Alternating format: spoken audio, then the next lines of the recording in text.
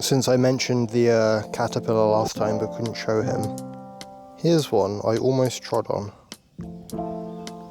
Also right next to him, don't know if I can get it, right next to him is a dirty great big hornet.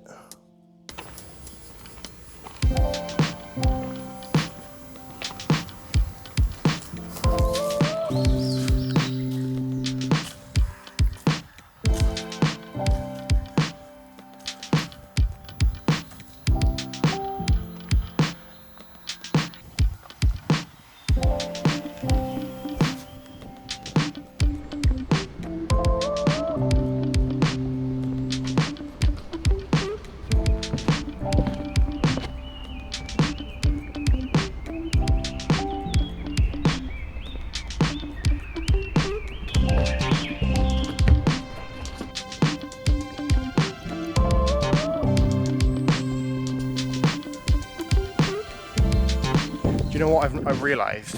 Okay, Japanese people are just built different with the heat. So it's like 30 degrees, it's probably more than 30 degrees by now, because it was 30 earlier in the morning. So I walked past one lady in this woods here that was just carrying her dog. It was like a small dog, not like Chihuahua small, but it wasn't a big dog. But she was just carrying it, like power walking. The dog's face is like a few inches away from hers. He's just staring her dead in the eyes, growling constantly, which was odd. But what really struck me as odd is she was wearing like 3 layers of clothing, and it's so hot and humid as well. So I'm in sleeveless and shorts, and I'm still pretty warm. And then I walked past a guy just a bit after that was he was wearing a raincoat, like, you know, the like plasticky raincoats that are notorious for not being breathable at all. I suppose if you're here long enough, you acclimate to it. So I've been here for about a month now. I've had my apartment for 2 weeks. I feel like I'm getting used to it a bit. The language still isn't there. I definitely need more language skill. Can any of you read this? I don't know what this says. 10 minutes. Right? 10 minutes? How does it work?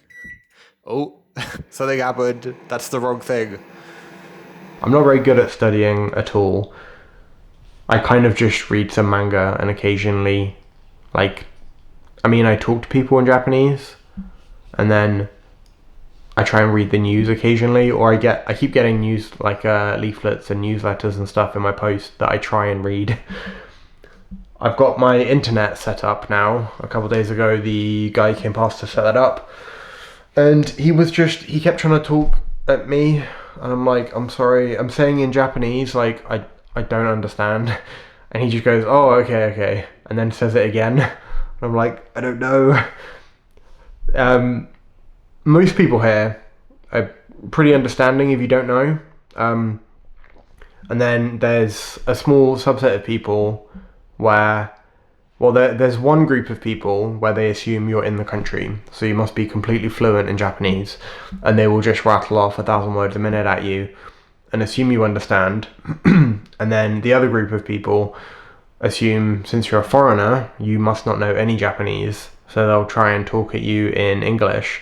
Even in some circumstances, they have a very poor grasp of English, and sometimes they have a really thick accent, so I don't even know at first that they're talking English. So there've been some awkward moments where someone's asking me a question in English, I'm replying to them in Japanese, I don't understand what you're saying, could you talk in Japanese?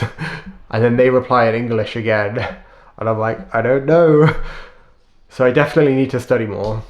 The rubbish is an absolute nightmare. Dealing with rubbish from my apartment. So I've got a big pile of cardboard that I need to chop up and fold up and then tie up. I've got a pile of cardboard that I've tried to put out, and I can't because the collection days for cardboard, it keeps raining, and if it's raining you can't put the cardboard out because they said they can't recycle it if it's wet.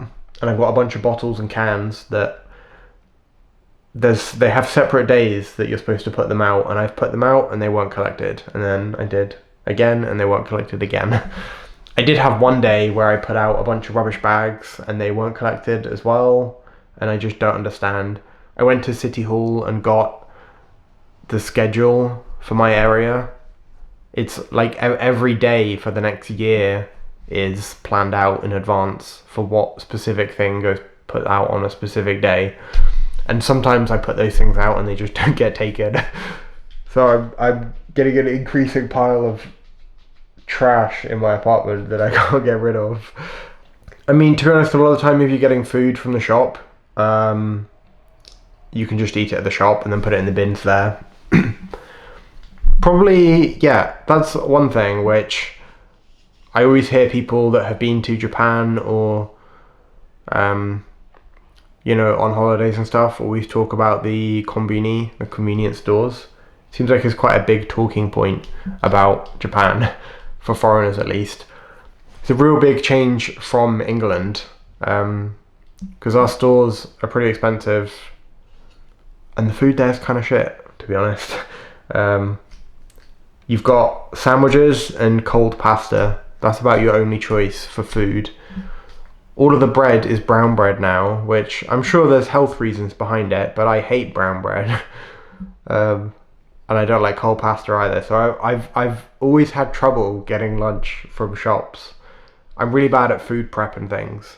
So probably in my entire life, I've probably made a lunch beforehand 15 or 20 times in my entire life, I think. It's just not something I do, really. But here they have everything you could want. They have so many different drinks. They've got different food choices. You can get pasta if you want. You can get sushi. You can get things of hot food and they'll heat it up at the shop for you. There's onigiri, which I've probably eaten way too much of.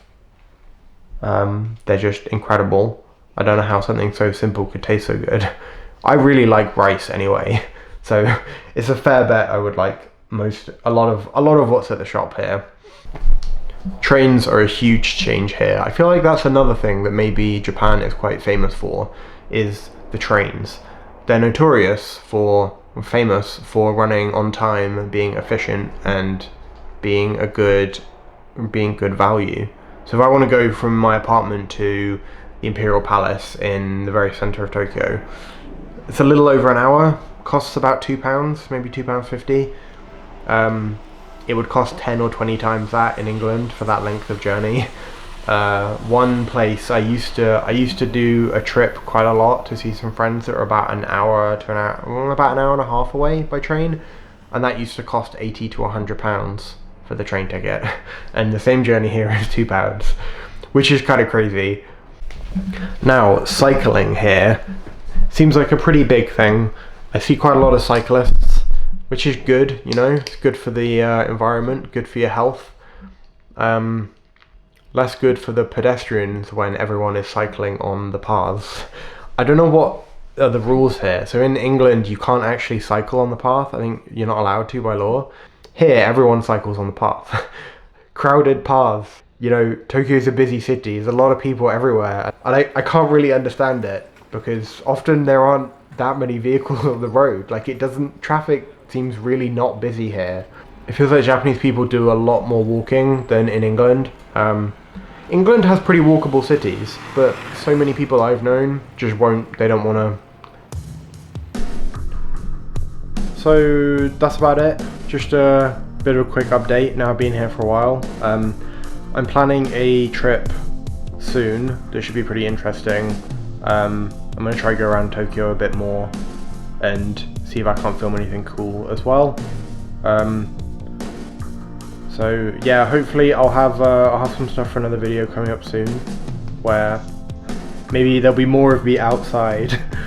Now I'm gonna eat a watermelon with a spoon, because I can't find any kitchen knives anywhere. I don't know if there's a knife embargo or what's going on, but I went around every shop I could find and there are no kitchen knives anywhere.